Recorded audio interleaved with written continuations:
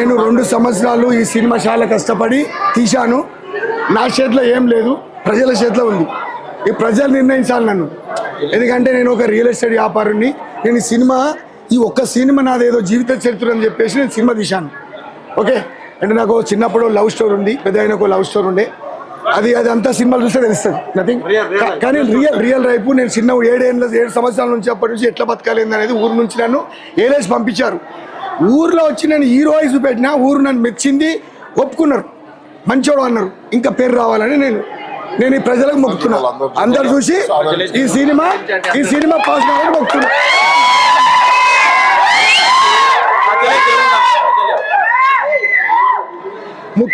ముఖ్యంగా మీడియా మిత్రులందరికీ నా శిక్ష వచ్చి దండం పెడుతున్నా.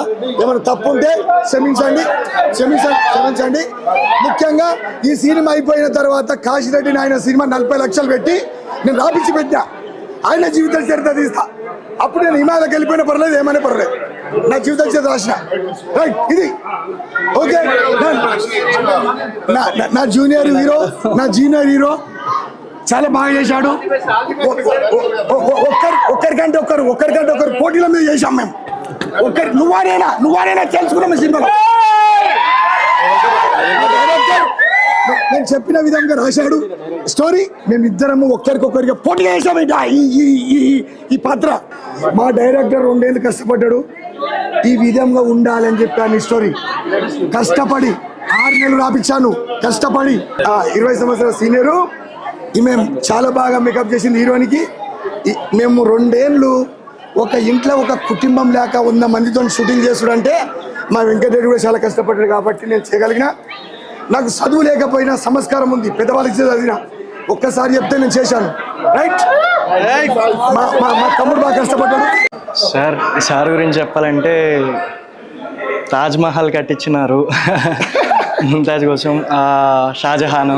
అలాగా మా టీఎన్ఆర్ గారు తాజ్మహల్ గుర్తొచ్చింది కాబట్టి నేను తాజ్మహల్ గుర్తొచ్చింది, నేను చెప్పాలి. నేనేమన్నంటే ఒకప్పుడు ఆ తాజ్మహల్ ఏదైతే ఉందో అది ఆమె ప్రియురాలకు ముంతాజ్ బేగమా, ఆమె చనిపోయిన తర్వాత తాజ్మహల్ ఇచ్చారు. నేను ప్రేమించిన నా మేడం, ఆమె కోసము మన పెళ్లి నిజంలో కాలేదు కాబట్టి సినిమాలో చూసుకుందామని ఈ పెళ్లి చేసుకున్నా.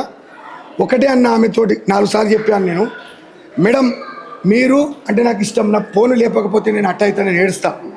మీద ఎంత ప్రేమ ఉందంటే ఒకటే మాటలు చెప్పాలని చెప్పాను. ఏమని చెప్పాను?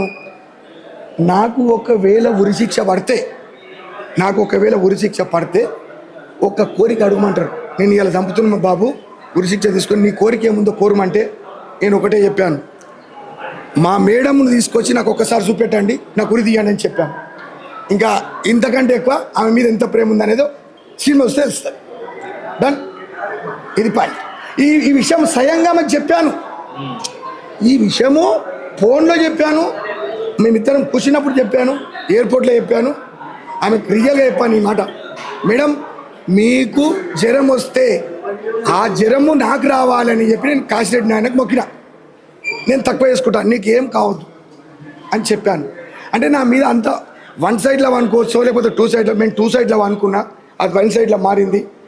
నేను ఇంకా 80 ఏళ్ళ దాకా కూడా ఆమె పర్మిషన్ లేకుండా ఆమెకు నేను ఫోన్ చేయను. ఆమె ఫోన్ చేసి ఇంత మంచి సినిమా తీశావు, నా గురించి మీరు తీశావు, కేవలమును మా మేడం గురించే ఈ సినిమా తీశాను, మంచినో చెడ్డనో తెలుసుకోరు. ఈ సినిమాలో కూడా ఎటువంటి తప్పు లేదు. ఆమెను ఒక దేవతలాగా చూశాను. ఆమె సింగపూర్లో ఉంటుంది, ఆమెకు రెస్టారెంట్ హోటల్, ఆమె పేరు శ్రీలత. డీటెయిల్ చెప్తున్నా. నా తెలంగాణలో మా పుగురు పక్కకు జయప్రద, ఈ 2 నాయి, ఎటువంటి ప్రాబ్లం లేదు. నేను ఎవరిని ఇబ్బంది పెట్టేటోని కాదు. ఆమె నీకు నచ్చిన పీరియడ్ అని పాట కూడా పాడాను. నీకు నచ్చిన పీరియడ్ ఎట్లా ఉంటాడో చెల్లి అని కూడా పాట 10 సార్లు ఆమెకు పెట్టాను నేను. ఓకే, ఇంతకంటే వాడలేదు. తమ్ముడు నువ్వు చెప్పు. డెఫినెట్లీ.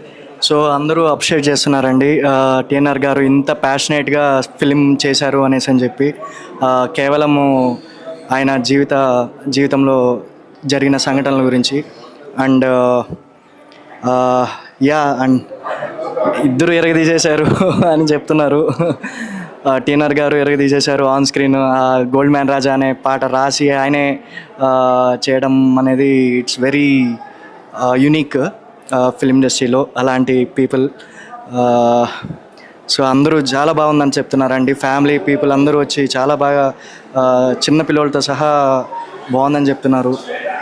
చాలా ఆనందంగా ఉంది. ఇది ఫస్ట్ టైం ఎక్స్పీరియన్స్ నాది థియేటర్లో రిలీజ్ అవడంతో. So once again thank you so much sir. Once again thank you so much for giving this opportunity. మీరు లేకపోతే నాకు ఈ అవకాశం వచ్చేది కాదు sir. And thank you so much once again. ఈ సాంగ్ ముఖ్యంగా ఎంత వివరంగా రాశానంటే గోల్డ్ మెన్ రాసే సాంగు చాలా కష్టపడి నేను ఉంగరాలు వేసుకుంటా, నేను గ్లాసెస్ షోకు, నాకు సెంటు షోకు, నేను తిరుపతి వెళ్తే పంచగడతా, దీని మీద పాట కట్టాను. ఓకే, ఆ తర్వాత గాలిపటం దారం తెగిపోదా, గాలిపటం దొరకలేదా అంటే దారం తెగినా కానీ గాలిపటం దొరికిపోతుంది కదా, నా ప్రేమ కూడా ఒకరోజు దొరికిపోదా అనే దాని గురించి మా మేడం నచ్చుతుందేమో ఈ పాట అని అనుకున్నా. ఆమె నచ్చితే ఈ పాట ఎంత బాగుందో వాట్సాప్లో రాస్తే చాలు నాకు.